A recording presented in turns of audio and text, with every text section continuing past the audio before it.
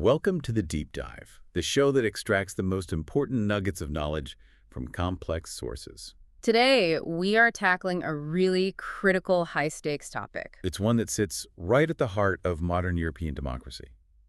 The paradox of local self-government in Poland. Or, as it's known there, samorząd terytorialny. And this deep dive, it's built on a really sophisticated neo-institutional study. Right. It's a fascinating body of work. It doesn't just look at the laws on paper, but it really gets into the inconsistencies, the key organizational problems in Poland's decentralization after 1989. And the author has a unique perspective. A very unique one. He was a participant observer himself, an adherent to what he calls the ideology of localism. So this is a view from the trenches. And what a trench it is. I mean, we are looking at a system that seems to be perpetually struggling to realize its democratic potential. It is. To really set the stage for this, the philosophical frame, we should probably start with Alexis de Tocqueville. He had this powerful observation that is just as relevant today. He said, "A presyshu właśnie wegmini tuisia wolność, spusachist." Which translates to, yet it is in the commune that the strength of free societies resides. Exactly. Tocqueville reminds us that self-governance, it starts local. It has to. The gmina, the basic municipality, that's where citizens learn the nuts and bolts of governance, of responsibility, of collective action. So our mission today is to understand why, more than 30 years after Poland cast off the constraints of communism, that local strength Tocqueville envisioned. Why it remains so surprisingly fragile. It's a huge question. Okay, so let's unpack how we're going to do this. We're looking at the challenge through three essential lenses. Right. First, the tension between this, historical ideal of community and the fractured reality of Poland's past. Then second, the chaos of the systemic reforms after 1989, reforms that, kind of ironically, led to administrative bloat and this really powerful executive dominance. And finally, the intense political and, fiscal game that's constantly being played between the central power in Warsaw and all these local jurisdictions that are just struggling for genuine autonomy. So get ready, because this is a really deep look into the engine room of Polish democracy. Let's start with that Tocqueville warning, because it's the perfect place to begin to understand this fragility. It really is. He said the communal society, the gmina, it seems almost divine in origin, like a natural human instinct. But then he hits you with the caveat. Right. He immediately says that communal liberties are rare and supremely delicate. And this is the crux of the matter, isn't it? Tocqueville's whole argument was that as societies get more modern, more sophisticated, more focused on, centralized efficiency... They get impatient. Exactly. They grow less and less tolerant of the perceived abuses or the slowness or maybe the occasional incompetence that just comes with local liberties. So in essence, the central state and maybe even the public, they just stop believing in the democratic experiment at the local level. Before it's even had time to mature, they opt for the neatness, the perceived efficiency of having everything controlled from the center. And when you map that philosophical idea onto Poland's actual history, you see just how hard it is to build that local strength. It's almost impossible. I mean, trying to find a single, unified Polish tradition of local self-governance before 1989, it's a monumental task. The country was partitioned, it was erased from the map, and then later subjected to this intense Soviet-style centralization. You can point to some early attempts, can't you? Oh, for sure. You can cite early legal efforts. The 1791 May Constitution, a huge landmark document, it did grant some rights and autonomy to the cities. But it never had a chance to stick. No. The consistent, uninterrupted development that you need for democratic habits to really take root, it was just continually frustrated. The partitions fragmented everything. You had different self-governance laws in the Prussian, the Austrian, and the Russian zones. And even after independence in 1918, that democratic momentum just hit a wall pretty fast. It did. Specifically, the 1926 May coup, which just accelerated the state's natural tendency towards centralization. So this wasn't just a communist thing. Not at all. And you see it written into the law, even during the interwar period. I mean, look at the 1933 self-government law. It's a textbook example of centralization. It gave central bodies, especially the voivode. The voivode being the regional state governor appointed by Warsaw. Exactly. It gave him these vast, really invasive supervisory powers over local government. What specifically could the voivode actually do? I mean, we need to understand the mechanism of that control. Well, the list is long. And it's deeply restrictive. The voivode could conduct these comprehensive supervisory inspections. They could demand the cancellation of local resolutions if they thought they were contrary to state policy or law. So they could just veto local decisions. Pretty much. They could even sanction important economic resolutions passed by the local council. And on top of all that, the voivode held the ultimate power, the ability to just dissolve local organs entirely if they were judged to be malfunctioning. It shows this systemic, deeply embedded historical habit of distrusting local autonomy and keeping the reins held tight in the center. That wasn't a communist invention. It's a Polish historical habit. Okay, so let's move from those historical chains to the sociological reality today. We need to define what we even mean by community. Right. Academically, it's a social group on a territory defined by collective action, face-to-face interactions, a strong sense of identification. The ideal. Does that ideal line up with the post-1989 reality in Poland? The study argues that no, not really. In the Polish context, this robust sociological definition, it remains more of a postulatory ideal. An aspiration. An aspirational goal we all talk about, rather than a reflection of what's actually happening on the ground. The interviews and the sources suggest that true, deep communal substance is, well, it's often lacking. So if the deep substance isn't there, where does this idea of community exist? It must be a political tool then, a label. It's incredibly powerful political branding. You see it all the time. Terms like wspólnota, which means community, or the possessive words like nas, naza, nazar, plastered all over local election committee names. It's a phenomenon the source calls nasosh, or ourness. It's rhetoric designed to emphasize collective identity, attachment to the small homeland. But, and this is key, the officials interviewed readily admit that this is often purely declarative. So it's for show. It's necessary political language to get legitimacy, but it masks the fact that a lot of citizens remain passive and disconnected from any real collective action.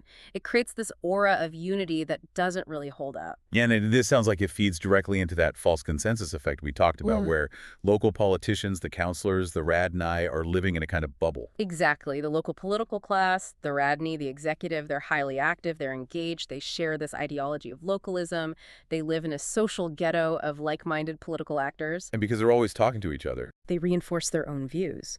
They fall into this trap of assuming their deep sense of community and their political priorities are universal across the whole gmina.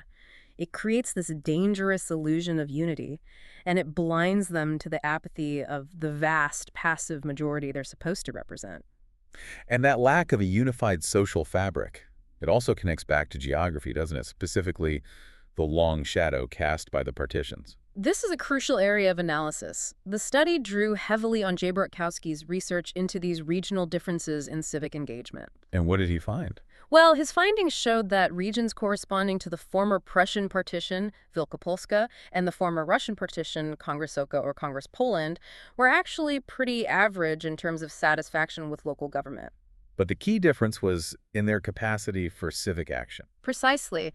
Borkowski identified Kongresoka, the former Russian partition, as having the least favorable historical conditions for civic engagement. And why is that? Because the legacy of the Russian Empire meant a total absence of robust self-governing traditions, a deep-seated distrust of any central authority, and the historical suppression of independent civil society groups, which were, often seen as subversive. So what are the modern consequences of that legacy? I mean, how does that play out today? The study found that this historical weakness, it translates into lower levels of local social initiatives today. It means less stable local authorities and just a generally weaker adaptation to the whole democratic process at the local level. So the study deliberately focused on that region. It did. It strategically focused its interviews on officials from the former Kongresoka to test this vital hypothesis. Do these perceived regional stereotypes, of being less engaged or unsuccessful, do they still influence how local officials see themselves and, by extension, their actual development chances? It forces you to ask whether that internal fragmentation, the whole Poland A versus Poland B divide, is still shaping the success or failure of local democracy. The history isn't past, it's very much present. That transition brings us right into the systemic reforms after 1989. And one of the most celebrated acts of decentralization, one meant to empower the citizen, was introducing direct elections in 2002. For the local chief executives, yes. The Wojtoi in rural areas, the Burmistrzowie in towns, and the Prezydency in big cities. And this move was overwhelmingly popular. Popular, yes, but organizationally dangerous. At least according to many critics, including some of the people who helped design the earlier phase of decentralization. This is where that decentralization paradox really explodes, isn't it? It really is.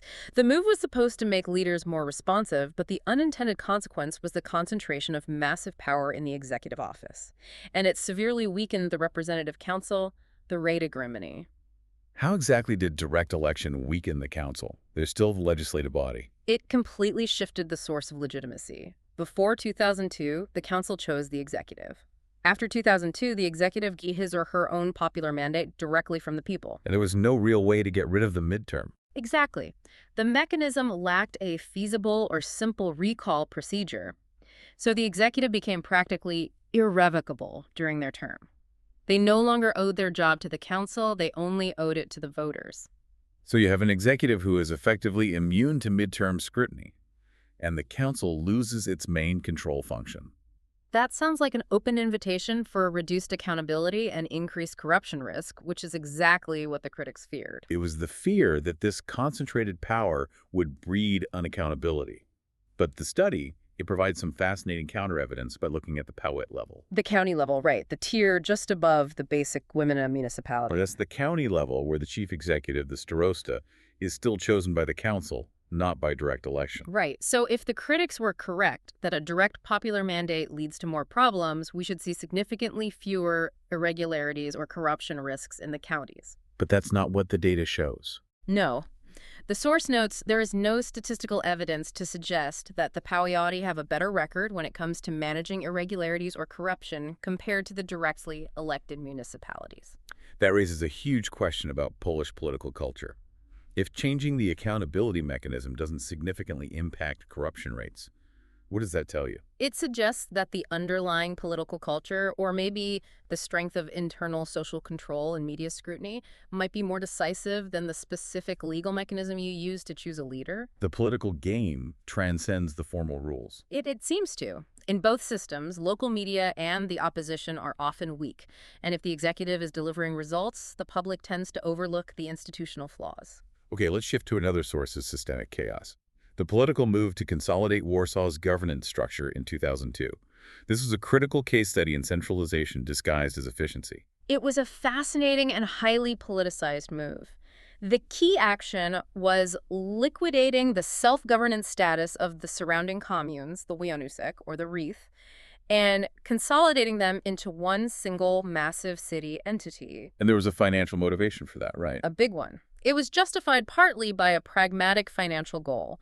By transferring the moderate debts of those smaller surrounding communes onto the large, powerful fiscal structure of Warsaw, the overall debt capacity limit for the consolidated capital was immediately raised. So it was financially smart for the capital city, maybe. But this centralization was also supposed to streamline bureaucracy and simplify administration. Did it work? Quite the opposite. The administrative fallout is just shocking, and it's detailed using the example of the Targowiec district. So after the reform, Targowiec became a dependent unit. It had no budget of its own, no full legal personality.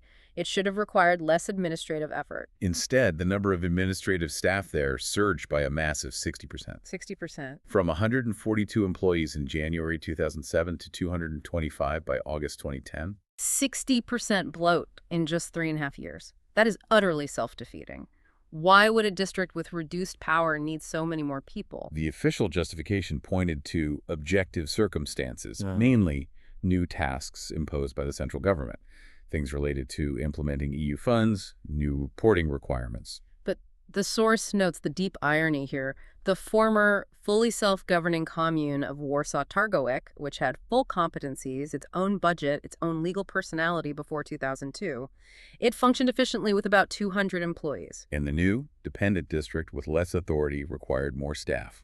It illustrates a key flaw. Organizational reforms, often driven by the central impulse for control or efficiency, frequently result in administrative proliferation, higher costs, and a massive focus on internal compliance rather than actually delivering services to the public. This issue of central imposition brings us to the perennial conflict point, the tendency to transfer complex tasks to local governments without providing adequate funding. The problem of unfunded mandates. It's the core of the financial tension. The central government often transfers politically sensitive, high-cost tasks to the local level, but then finances them very restrictively. And they do this using what's called znaczone pieniądze. Earmarked funds. These funds are legally tied to a specific project. They can't be repurposed by the local government, which severely restricts their autonomy over public spending and often forces them to use their own scarce local funds to bridge the gaps. We have a perfect example of how central policy can destabilize local budgets. The national tax cuts introduced in 2007-2008. The central government lowered personal income tax, or PIT, rates. Which sounded great nationally. But it devastated local finances. Absolutely. The national government lowered tax brackets and increased the tax-free income threshold, a popular move to put money back in citizens' pockets. But because Polish local governments get a significant portion of their revenue directly from PIT, this policy change resulted in enormous immediate losses in fiscal stability. And it was particularly bad for the wealthy, tax-rich self-governments. And the analysis of who benefited from the tax cut is key to understanding the political geography of this conflict. Right. The analysis showed the tax cuts disproportionately benefited the highest earners.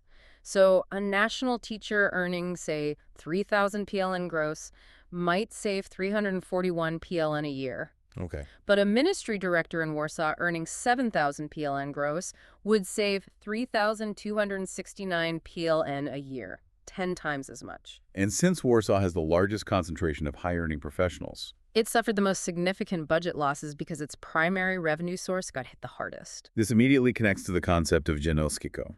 We need to define this, as it's central to the fiscal battle. Genosko is the Polish name for the Financial Equalization Fund.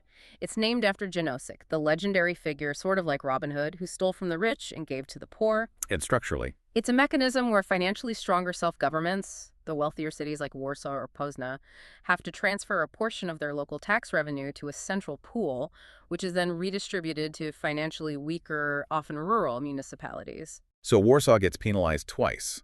First, they lose a massive chunk of their revenue from central tax policy, and second, they're forced to transfer what's left to other regions via genosko. And they see it as a penalty for success. Warsaw officials argue that the wealth they generate isn't just luck, it's because of efficient management and smart investment that attracts business. They feel they're constantly being forced to subsidize the state's broader fiscal responsibilities instead of being allowed to invest their own revenue locally. So the tax cut example just amplified this conflict. It did. It showed how a central policy benefiting individual taxpayers simultaneously destabilizes the fiscal capacity of the most dynamic local governments, and that fuels deep resentment over these equalization mechanisms. Despite all these financial and organizational headwinds, we established earlier that the public seems surprisingly satisfied. Yes, the public generally gives high marks to local government. A 2010 CBOS report found 68% satisfaction. But that satisfaction is highly localized and, well, very pragmatic. It applies overwhelmingly to the gmina, the basic municipality level. Right. 66% believe this tier best meets their needs. But as soon as you ask about the powiat, the county, or the województwo, the regional tiers, satisfaction, and critically public knowledge just drop off a cliff. So they trust what they can literally see and touch, the immediate infrastructure of the local official they might see at the shop. Exactly. And what were the citizens' actual priorities for these local officials based on 2006 data? The priorities were brutally pragmatic and economic. It highlights the public's focus on stability and basic functionality. The top concern was combating unemployment. So job creation, vocational training. All of that. And second was massive investment in external infrastructure. Roads, sewage systems, general connectivity. That's a fascinating finding. It means that the tasks we often associate with the soft side of community cultural activities, social assistance, neighborhood programs, those were actually prioritized, at least by the citizens. Even though these are common municipal tasks, it reveals the deep-seated priorities of the post-transformation citizen. They value tangible results, stability, and economic opportunity above everything else. And this strong desire for palpable results might be the key to explaining the low level of Polish social engagement. And the really harsh critique raised by the sociologist Antoni Suek. Right. Susek described Polish civic engagement as being stuck in a vicious circle. Unpack that for us. Suek argued that Poles, because of the historical suppression of civil society, they just fundamentally lack the practical experience needed to organize effectively or engage in sustained joint social initiatives. Their form of collective action is often reactive. Exactly. It generally manifests as localized protests against, say, a new landfill or a road being rerouted. So the vicious circle is simple and debilitating. Citizens don't act because they don't know how to organize and cooperate. And they never learn how because they don't participate. Exactly. And this mass passivity leaves a giant power vacuum. A vacuum, which is then filled by the well-organized political minority, often the executive and their inner circle, the false consensus group we talked about. Precisely. The executive operates, they deliver visible results, and they mistakenly assume they have dup community support because the vast majority of citizens are passive. This passive majority allows the executive to dominate policy. And the councillors, living in their political bubble, reinforce the illusion that this deep, active community actually exists. And this systemic apathy allows participation mechanisms to be treated with, frankly, a lot of cynicism. Which brings us to the perfect illustration of that cynicism, the Warsaw Bridge naming consultation in 2011. This is a classic case of participatory democracy being used as a smokescreen. It's a striking, almost comical anecdote. The city was building a new bridge, the Northern Bridge, or most Ponishny. The city leadership wanted to name it after Maria Skłodowska-Curie to tie into some celebrations. So they organized a public consultation to get social endorsement. They did, online and in-person voting. And for a city of 1.7 million, how many people actually participated? A mere 7,433. Less than 0.5% of the population. That already signals low engagement. It does.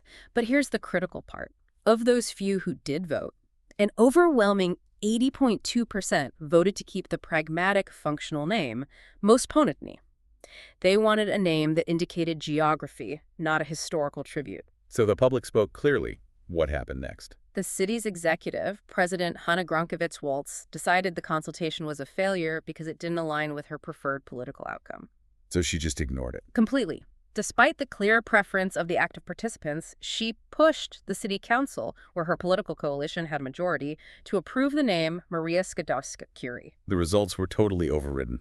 What are the broader implications when authorities treat their own instruments of public participation so lightly? It just breeds profound cynicism. It reinforces that widespread belief that public participation is a facade, a box-ticking exercise that's only used when the results align with the political will of the executive.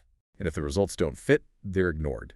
Right. It just reinforces the vicious circle of apathy. I mean, why would a citizen bother to vote in a consultation if they know the outcome is predetermined by the executive's political agenda? So relying on civic virtue alone seems like a lost cause in this environment. What pragmatic alternatives does this study hint at? Well, given the intense pragmatism of the Polish citizen, prioritizing roads and jobs, the source suggests that maybe we need to move beyond an idealistic reliance on civic education. And look toward pragmatic incentives instead. Perhaps, echoing the practices of the ancient Greek polis, where citizens were often compensated with small diets for participating in governmental functions.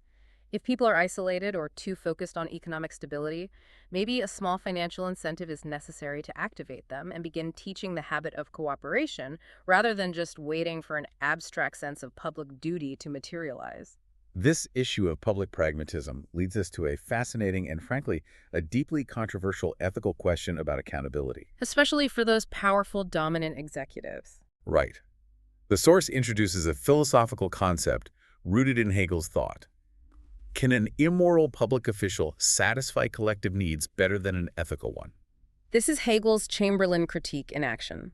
It's a warning against moralizing critics who focus too much on a leader's personal flaws or ethical lapses, rather than their actual effectiveness in delivering the collective good. And in local politics, where results are so visible, a new school, a better road, this tension between personal ethics and public delivery must be extremely sharp. It is. To structure this uncomfortable reality, the study uses a 4-quadrant model of local official behavior. It contrasts their personal ethics and legality with their effectiveness. Let's walk through those. Okay, so you have two axes. Plane B is legal ethical behavior and plane A is effectiveness. First, you have the ideal. That's the official who is honest, legal, and delivers excellent results. The goal. Right. Then you have the worst. Unethical, illegal, and incompetent. Fails the community entirely. Then there's what the source calls ethical mediocrity. This is the honest, legal, but ultimately ineffective official. They follow the letter of the law but fail to meet community demands. And this is where we can bring in Max Weber's distinction. Between the ethics of conviction and the ethics of responsibility. Exactly. This official operates by the ethics of conviction, sticking rigidly to their personal morals, but fails the ethics of responsibility, which demands that your actions produce positive, real-world outcomes for the collective. And that leaves the fourth and most interesting category. The effective but corrupt. The official who might engage in illicit gain or unethical behavior but uses their position and power to deliver massive results, new infrastructure development, visible improvements. That fourth category is the most destabilizing to democratic norms. The public is essentially faced with a transactional choice. How does the Polish community typically respond to a leader in that quadrant? The crucial example here is the mayor of Sopot, Jacek Karnowski. He was investigated and faced serious legal charges from state organs in the lead-up to the 2010 elections. And despite these ongoing controversies, The local community reelected him. The charges were later dropped or proven unsubstantiated, but the initial public response is what's really telling here. why did the voters stick with him despite that cloud of suspicion? It suggests the local community applied a kind of rational calculation. They prioritized the official who delivered tangible results. Sopot is a successful, tourist-driven city that relies on robust investment. And they trusted him more than they trusted the external state organs. Exactly. More than the Central Prosecution Office, which local officials and citizens often perceive as being politically biased or weaponized by the center. The voters effectively chose the ethics of responsibility, the man who built the roads over the ethics of conviction, the man who is morally unimpeachable. They decided the tangible benefits outweigh the political risk. It tells us a lot about the fragility of trust, especially regarding the central state versus the local official who is physically present and delivering results. The local leader is visible, the performance is immediately observable, the state prosecution feels distant and politically motivated. Shifting focus. The study also asked local officials to reflect on the post-1989 transformation as a whole. What did they identify as the biggest successes? The consensus was overwhelming. The transformation brought a huge civilizational leap. Openness, freedom of speech and travel, the free market. They constantly cited the availability of products and the end of the communist-era constraints as massive, undeniable positives. But they also highlighted what they called the grievous errors of the transformation, the profound negative consequences that still haunt the system. Right. There were three key systemic failures that were repeatedly cited by the interviewed officials as foundational mistakes. What were they? First, the lack of decommunization, allowing former regime officials, often with compromised pasts, to retain or quickly gain high functions in the new system. That eroded public trust. Okay. Second, increased income inequality. The rapid economic liberalization led to a drastic increase in wealth disparity and the virtual disappearance of a stable middle class, which generated new, intense social tensions. And the third. Increased social isolation. They noted this pervasive belief that people are afraid of democracy or simply unwilling to engage. It leads to massive social isolation and a sense that citizens are just waiting to be served rather than participating. That last point. The social isolation connects directly to the sense of central power exploiting local vulnerability, which the source calls political objectification. Upodmiotowienie. It's an academic phrase, but it simply means the central government treats the local government not as a constitutional partner, but as an object, an appliance, or a tool to achieve national political goals. And the clearest example of this objectification cited in the sources concerns the liquidation of the property commissions in 2011. This was a flagrant demonstration of central power, just bypassing local autonomy. These commissions were set up to handle the return of properties seized by the communist regime, especially assets claimed by the Catholic Church. And the liquidation of these commissions revealed a system where local government assets, prime land, buildings, were transferred back to claimants. Without the local government's participation or any right to appeal the decision. So the Gmina or the Powiat, which constitutionally owns its assets, had those assets stripped away by a central body. Exactly. Because the central authorities prioritized what they saw as a national, historical, or religious obligation. It's the ultimate negation of local autonomy. The assets were treated as political bargaining chips by Warsaw, showing a deep structural lack of respect for the local level. Facing this structural chaos, administrative bloat, and fiscal constraints, The central administration, especially the Ministry of Finance, has been pushing for a shift. A shift away from merely ensuring legality toward achieving measurable effectiveness and results. This is the language of modern managerial control. The application of new public management principles. Exactly. The law now mandates that the head of the local unit, the WOT or burmisters, is responsible for implementing internal managerial control. And this control is defined not just as following the law, but as a total system of actions taken to ensure goals are met in a legal, effective, economical, and timely manner. The focus has moved from bureaucratic adherence to measurable results. In theory, who could argue against effectiveness? But is it appropriate for the central government to impose a uniform, top-down system of effectiveness assessment when the needs of the 2,477 communes are so wildly diversified? That is the core philosophical and practical critique. I mean, effectiveness is inherently subjective to the local context. What constitutes effective governance for a wealthy, high-tech city like Roka is completely meaningless for a struggling, small, rural gmina focused just on maintaining its roads and sewage system. And this focus often leads to new administrative burdens. The audits haven't been kind to this approach, have they? No. The NICHAN, the Supreme Audit Office, assessed the implementation of managerial control negatively in many communes.